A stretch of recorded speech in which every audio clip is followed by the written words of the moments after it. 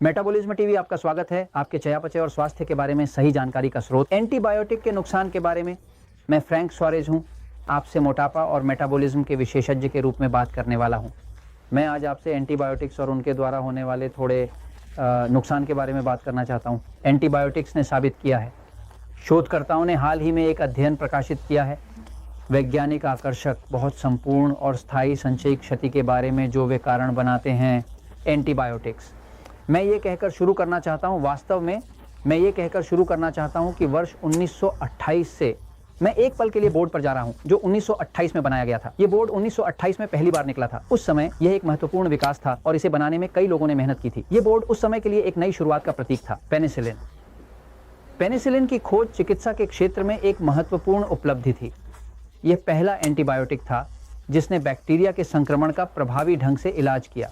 Antibiotic दिलचस्प है कि पेनिसिलिन गलती से खोजी गई थी। पेनिसिलिन की खोज 1928 में हुई थी जब वैज्ञानिक अलेक्जेंडर फ्लेमिंग ने इसे गलती से खोजा था। वे देख रहे थे कि एक फंगस जिसे पेनिसिलियम नोटेटम कहा जाता है ने एक ऐसी पदार्थ का उत्पादन किया जो सभी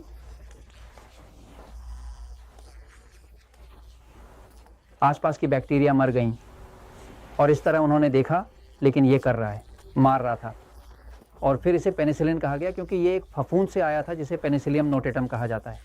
पेनिसिलियम नोटेटम नामक फंगस है। तो जब पेनिसिलिन की खोज हुई तो पेनिसिलिन पहला एंटीबायोटिक था जिसने चिकित्सा के क्षेत्र में एक नई दिशा दी। एंटीबायोटिक्स को एक आशीर्वाद माना गया क्योंकि उन्होंने संक्रमणों के इलाज में मदद की और कई लोगों की जान बचाई। पुराने समय में एंटीबायोटिक्स से पहले एक व्यक्ति आसानी से मर सकता था। एक छोटी सी कट या एक घाव जो ठीक नहीं हो रहा था, उससे मरने की संभावना थी। उस संक्रमण का प्रभाव एंटीबायोटिक्स के आगमन के साथ ही महत्वपूर्ण, लाखों लोगों को एंटीबायोटिक्स द्वारा बचाया गया है। इसीलिए एंटीबायोटिक्स आजकल चिकित्सा काम नहीं कर सकती अगर उसके पास एंटीबायोटिक्स ना हो, क्योंकि इनका उपयोग हर तरह की चीज़ों के लिए वास्तव में किया जाता है ना। अब एक हालिया अध्ययन प्रकाशित हुआ है एक बहुत ही प्रतिष्ठित पत्रिका से जिसका नाम है ट्रेंड्स इन मॉलिक्यूलर मेडिसिन, जिसका अर्थ है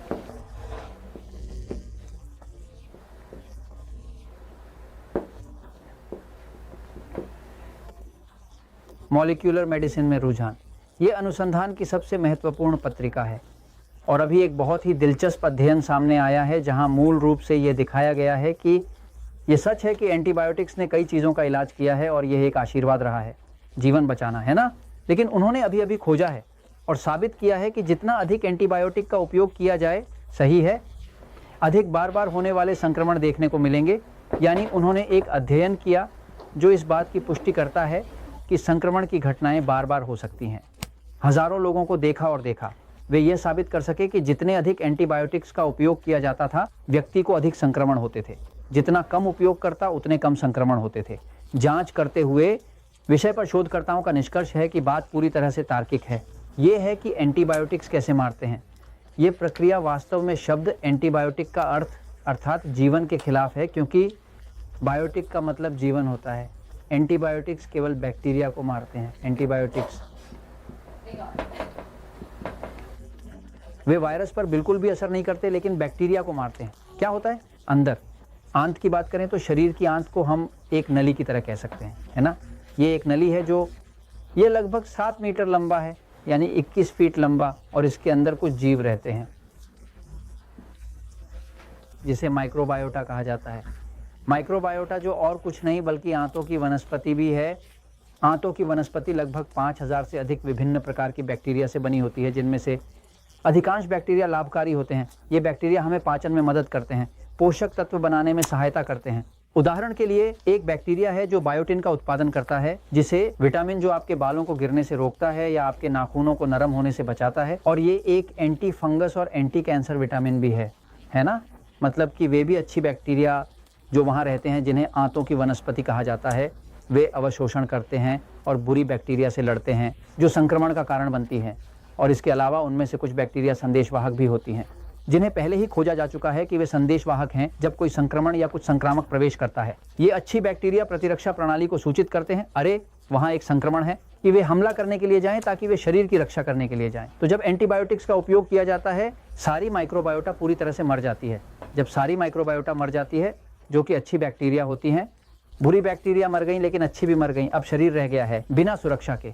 मूल रूप से इस अध्ययन ने जो दिखाया वह यह है कि इसे इस ट्रेंड्स इन मॉलिक्यूलर मेडिसिन में पत्रिका ये है कि जितने अधिक से अधिक एंटीबायोटिक्स का उपयोग किया जाए, जितनी अधिक विनाशकारी वनस्पति उतनी ही अधिक संक्रमण देखने को मिलेंगे। केवल वही चीज़ जो संक्रमण आएंगे आपके एंटीबायोटिक्स के उपयोग पर निर्भर करता है, और जितना अधिक एंटीबायोटिक्स का उपयोग करने से अधिक संक्रमण हो सकते हैं। अब समाधान, यदि कोई व्यक्ति उसे एंटीबायोटिक का उपयोग करने के लिए मजबूर होना पड़ा है, क्योंकि यह मरम्मत करने का सबसे अच्छा तरीका है जो खोजा गया है। आंतों की वनस्पति एक तरीका है, हम जैसे उदाहरण के लिए नेचुरल स्लिम आर में इसका उपयोग करते हैं। एक सप्लीमेंट जिसे गुड फ्लोरा टीएम कहा जाता है जो आंतों की वनस्पति है ना। लेकिन कुछ देश हैं जहां इस प्रकार का सप्लीमेंट नहीं मिलता है या कोई नेचुरल स्लिम आर नहीं है, इसलिए यदि आपके पास नहीं है इस तरह के एक सप्लीमेंट जो स्वस्थ आंतों की वनस्पति के लिए है, जो पुनर्स्थापित करने के लिए है, उस वनस्पति पुनर्स्थापित करना जो एंटीबायोटिक्स ने छीन लिया उसे सुरक्षा बहाल। तो कुछ खाद्य पदार्थ हैं जिन्हें आपको उपभोग करना चाहिए, खाद्य पदार्थ जिन्हें आपको उपभोग करना चाहिए फ्लोरा को पुनः स्थापित करने और यह सुनिश्चित करने के लिए कि और अधिक संक्रमण ना हो, क्योंकि पुनर्निर्माण नहीं होगा तो संक्रमण जारी रह सकते हैं। ये किण्वित खाद्य पदार्थ हैं। किण्वित खाद्य पदार्थ विशेष रूप से हम विशेष की बात कर रहे हैं, जैसे कि दही है ना, जो एक किण्वित डेयरी उत्पाद है, क्योंकि इसमें अच्छी बैक्टीरिया होती हैं और ये अच्छी फ्लोरा को पोषण देती है। एक है जिसे केफिर कहा जाता है, जो ये जैसे अधिक तरल दही की तरह है, जो फ्लोरा को पुनर्निर्माण करने के लिए बहुत अच्छा है। ये है जो इसे सौरक्रॉट कहते हैं। सौरक्रॉट एक जर्मन शब्द है जिसका अर्थ खट्टा गोभी होता है। ये गोभी को किण्वित करके बनाया जाता है जिससे इसका स्वाद खट्टा और अनोखा बनता है। सौरक्रॉट का उपयोग विभिन्न व्यंजनों में किया जाता है, जैसे सलाद और सैंडविच, जिससे उन्हें एक विशेष खट्टा स्वाद मिलता है। फर्मेंटेड पत्ता गोभी की पत्तियां, जिन्हें ये उनमें से एक है जो फ्लोरा को सबसे अधिक पुनर्निर्मित करता है। ये भी और ये भी, लेकिन सौरक्रॉट प्रसिद्ध है और चुकृत भी प्रसिद्ध है, क्योंकि यह वनस्पति को पुनर्निर्मित करता है, क्योंकि यह एक प्रकार का भोजन बनाता है जो बहुत अनुकूल है कि आंत की अच्छी बैक्टीरिया जैविक प्रक्रियाओं के माध्यम से प्राकृतिक रूप से फिर से बने और आंत को संक्रमणों से बचा सकें। इससे ये होता है कि एंटीबायोटिक्स ने पहले ही अपना काम कर लिया है बुरी चीज़ों को साफ करने, और उन्होंने दुर्भाग्यवश अपना काम किया अच्छे को साफ करने का। लेकिन आप कोशिश कर सकते हैं अच्छे बैक्टीरिया को फिर से बनाने के लिए किण्वित खाद्य पदार्थों का उपयोग करें, इसलिए पुनर्निर्माण शुरू करें। उसकी फ्लोरा को इस तरह बनाए रखें उसे इतने एंटीबायोटिक्स की आवश्यकता ना हो। मैं ये बता रहा हूँ क्योंकि सत्य हमेशा विजयी होता है।